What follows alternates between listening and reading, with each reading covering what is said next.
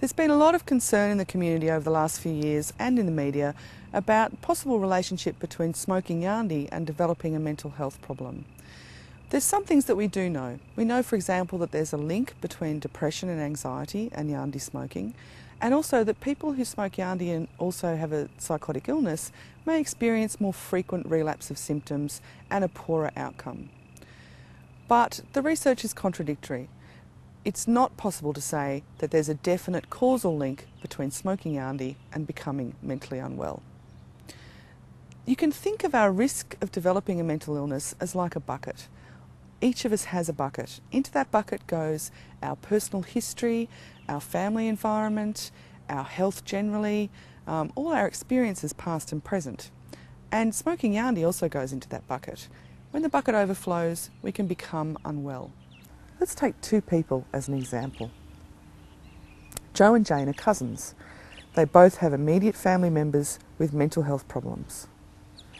Jane grew up in a violent family environment, whereas Joe's family environment was supportive and trauma-free. However, Joe had learning difficulties and was bullied at school.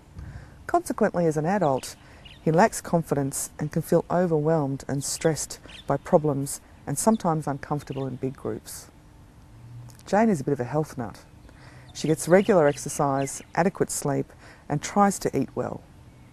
Joe, on the other hand, has a busy and demanding job and tends to burn the candle at both ends.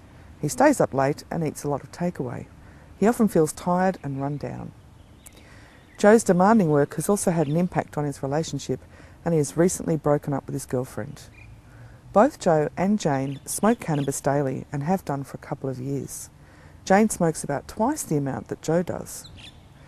However, while Jane feels relaxed and mellowed out, Joe has lately begun feeling paranoid and experiencing strange thoughts.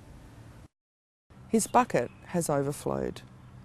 So we can see from this that cannabis is only one of many factors that might contribute to somebody developing a mental illness.